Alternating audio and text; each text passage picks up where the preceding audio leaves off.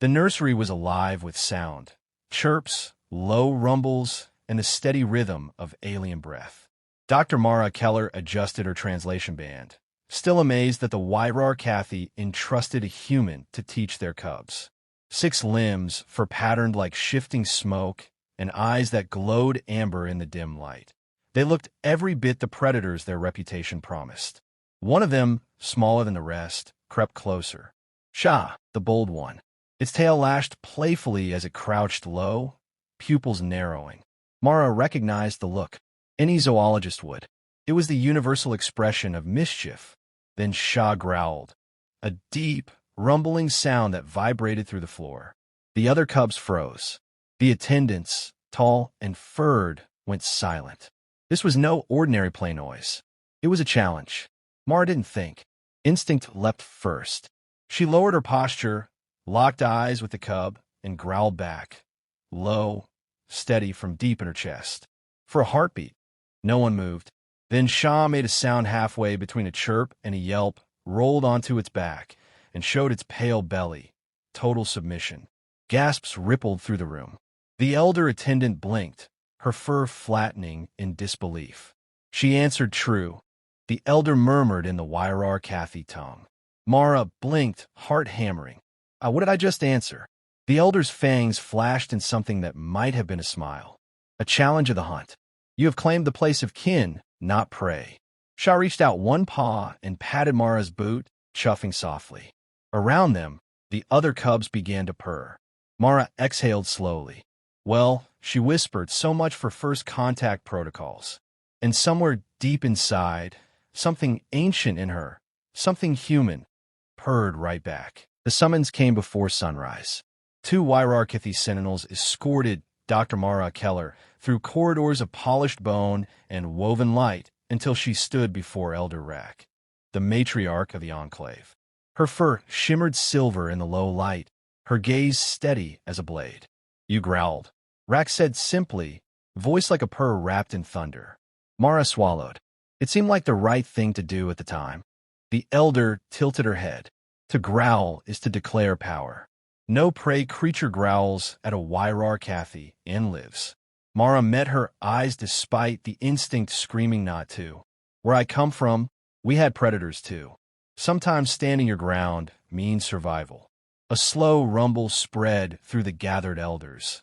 Not anger, but consideration. Yrr'kathi's tail flicked once. The cub, Shah, now follows your scent.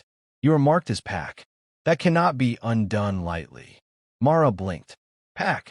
It means you have a place in the chain. You challenged and were accepted. The elder leaned forward. Do you understand what that means, human? I think so, Mara said softly. Respect, earned the old way. Yrr'kathi's eyes glinted. Then learn what you have begun. Teach, but remember, cubs learn by teeth and tone before words. They will look to you now, not as soft skin, but as hunter's sister. When Mara left the hall, the corridors seemed less alien. The guard's eyes lingered on her, not with suspicion, but a predator's wary respect. Outside, the humid air carried the scent of the nursery. From within came a playful rumble, shyest growl, softer this time, testing. Mara smiled, baring her teeth just a little. Careful, cub, she murmured. You might start something we both can't stop. The following days blurred into rhythm, lessons, observation, and laughter that didn't need translation. Dr. Mara Keller spent her mornings recording Yrr'kathi vocalizations, mapping pitch and resonance, trying to decode how their growls shifted between aggression, amusement, and affection. Shah, her self-appointed shadow, rarely left her side. The cub mimicked everything. The way Mara tilted her head when thinking, the way she tapped her stylus against her datapad, even her laugh. Though when Shah tried, it came out as a strange, chuffing snort that made both of them collapse into giggles. During recess, the cubs played rough-and-tumble games of dominance. The rules were simple: wrestle, pin, growl, yield. When Shah pounced toward her, Mara didn't back away. She crouched low, growled softly, and tapped the cub's chest with one hand. Shah froze. Then, just like that first day, the cub rolled onto its back, eyes half closed, tail twitching. The other cubs stopped their wrestling. One, then another began to imitate the exchange. Within moments, the room filled with a chorus of low rumbles and mock growls. But instead of chaos, it was harmony, a playful rhythm, each growl meeting another, answered and respected. The attendants exchanged glances. Yrr'kathi cubs didn't usually mimic outsiders. Yet these did. Mara crouched among them, recording everything, heart swelling with quiet pride. "You're learning more than language," she murmured, scratching behind Shah's ear. "You're learning us." Shah made a small sound, a growl so soft it almost purred. Mara smiled. "And maybe we're learning you too." From across the room, one of the older attendants whispered, a threatening through her voice. "They do not fear her. They follow." And for the first time, Mara wondered if this study wasn't about dominance at all, but understanding. Word of the two-legged growler spread faster than any official report. By the week's end, Dr. Mara Keller found herself standing before the full council of Yrr'kathi elders. The great chamber thrummed with low vibrations, growls of conversation that stopped the instant she entered. Elder Rack sat at the center dais, silent as stone. Around her, other voices clashed like distant thunder. "She blurs the chain," one snarled. "Prey cannot teach the hunt." "She stood against a cub and was accepted," another countered. "Perhaps the chain grows stronger." Mara stood quietly, feeling their golden eyes dissect her. Every muscle in her body wanted to shrink back, but she remembered Shah's trust, the cub's soft purr after their last lesson. She took a breath, steadied her stance, and waited. Finally, Rack lifted a paw for silence. "Human Mara Keller," she rumbled, "your actions have changed the nursery." The cubs growl and play where before they waited in silence. They answer one another, and even their elders, with laughter. Her gaze sharpened. "Is this your intent?" Mara met her eyes. "My intent was to teach them curiosity," she said. "If that includes courage, maybe that's not a bad thing." A long pause followed. Then Rack's whiskers twitched. "You speak as hunter and teacher both." Before Mara could answer, a smaller, sharper voice cut through the quiet. From behind Rack stepped Shah, tail held high. The cub let out a firm, protective growl, directed at the elder who had accused Mara moments ago. Gasps rippled through the hall. Rack's eyes glowed with something close to amusement. The cub defends its pack. She looked at Mara. Perhaps the chain has already changed. Mara's pulse quickened. She smiled faintly. Maybe it's evolving. The alarm came in the middle of lessons, a deep, pulsing tone that set the air vibrating. The attendants froze, fur bristling. "Breach," one barked in Yrr'kathi. "Outer perimeter compromised." Dr. Mara Keller barely had time to react before the nursery's safety door sealed behind her. Only she and the cubs remained inside. Shah whined, crouching low. The others clustered together, trembling but silent. Then came the sound, heavy, dragging footsteps and a low, wet snarl.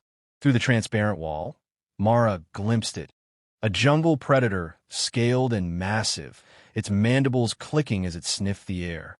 The perimeter lights flickered red. Her pulse hammered. "Think, Mara. No weapons. No guards. Just her, a data pad, and terrified young predators who suddenly looked very small." She grabbed a metal stool and slammed it against the floor, shouting, not words but sound. A raw, defiant roar ripped from her throat, echoing through the chamber. The beast outside hesitated. Mara stomped forward, shoulders squared, bellowing again.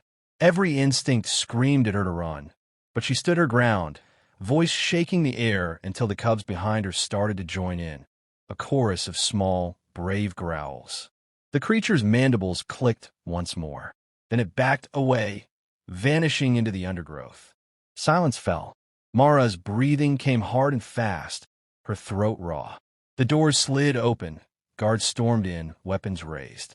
They stopped short at the sight, a human standing between trembling cubs, metal stool in hand, every furred child purring low in unison. Rack arrived moments later, eyes wide. "You faced it down?" Mara swallowed. Didn't think. Just reacted. Rack's lips curled in respect. "You hunted without claws." Behind her, Shah pressed close, rumbling softly, safe. That night, the enclave held a feast. Fires crackled beneath the open sky, sending spirals of scented smoke through the humid air. Dr. Mara Keller sat among the Yrr'kathi for the first time not as a guest, but as one of them. The cubs crowded near her knees, tails flicking, while elders circled in ritual formation. Elder Rack stood tall before the flames. "Tonight, we honor the one who hunted without claws," she declared. The two-legged growler who faced death and made a yield. A deep rumble spread through the gathering. Not applause, but something more primal. Dozens of Yrr'kathi began to growl in rhythm, a low chant that rolled like thunder across the clearing. It wasn't threatening, it was music. The growls rose and fell in harmony, a song of gratitude and strength. Mara listened, heart pounding, feeling the vibrations crawl up her spine. Without thinking, she joined in, a single, steady tone from her human throat, rough and awkward at first, but genuine. The surrounding growls shifted to match her pitch. A shared rhythm emerged, part melody, part instinct. When the song ended, Rack stepped forward and placed a clawed hand over Mara's heart. "You have given the chain a new link," she said softly. The voice of laughter within the growl. Mara smiled, eyes stinging. "And you've taught me the language of courage." At her side, Sham mimicked her smile, then released a small growl, a note so pure it almost hummed. The cub's tail wrapped gently around Mara's wrist. All around them, the tribe rumbled in contented harmony. For that night, predator and human sang the same song, the ancient rhythm of understanding that began, as all great things did, with a growl. Weeks passed, and the story of the two-legged growler spread far beyond the jungle enclave. Traders carried it to neighboring settlements. Transmission packets carried it across the stars. Everywhere the Yrr'kathi spoke of the human who had met the hunt's challenge and answered with courage instead of fear. Dr. Mara Keller continued her research, but she could feel the shift around her. When she entered the market square, warriors inclined their heads. When she passed through the nursery, cubs rumbled greetings from their bellies instead of chirping nervously. Her name had become part of their language, Mara Keller, the one who answers true. Elder Rack met her on the observation platform one evening, the canopy glowing gold beneath twin suns. "Other enclaves wish to meet you," she said. "They believe humans carry the spirit of mirrored predators, those who teach strength through empathy." Mara smiled faintly. "That's a flattering myth." "Is it myth?" Rack's gaze softened. "You growled, you stood, you protected the young. That is the way of the hunt, and of the heart." Below them, Shah practiced sparring with other cubs. When she landed a clean tackle, she looked up toward Mara and released a playful growl that sounded suspiciously like laughter. Mara laughed back, the sound echoing through the canopy. A messenger drone arrived later that night, a signal from Earth. More humans were coming to join the exchange program. Mara looked to the stars and exhaled. "Let's hope they know how to growl when it counts," she murmured. Rack's voice rumbled beside her. "If they do not, our cubs will teach them." And below, in the shadows, young voices practiced the ancient call, half growl, half laughter, the sound of kinship reborn. Years later, the Yrr'kathi jungles were no longer alien to human eyes. Shared settlements dotted the valleys, research outposts nestled beside hunting camps, and laughter echoed in both languages. The legend of Dr. Mara Keller, the two-legged growler, had become a story told to every youngling at dusk. Shah, now grown and tall as any warrior, led the newest generation of cubs through the training fields. Her fur gleamed silver in the sun, a mark of adulthood. Yet her eyes still carried the same mischievous spark that had once tested a human teacher. A shuttle descended in the clearing, kicking up dust and leaves. From its hatch stepped a new human, young, nervous, clutching a datapad too tightly. The cubs crept closer, curious. One, bolder than the rest, crouched low and gave a small, uncertain growl. The human froze. The air held its breath, and she smiled, wide, fearless, and growled back. The cub squeaked in surprise, rolled onto its back, and purred. From the sidelines, Sha rumbled deep approval. She answered true, she said, the words echoing her old teacher's legacy. That evening, as twin moons rose over the treetops, Sha visited the stone circle where Mara's name was carved beside the Yrr'kathi crest. She placed a paw against it and closed her eyes. Your growl still teaches, she whispered. Your laughter still hunts with us. In the distant nursery, the new human's laughter mingled with cub growls, a sound both familiar and eternal. Among the stars, stories carried farther than voices. Some said the Yrr'kathi learned empathy from humans. Others claimed humanity rediscovered its ancient instincts. Both were true, and every story began the same way. A predator cub growled, and a human growled back.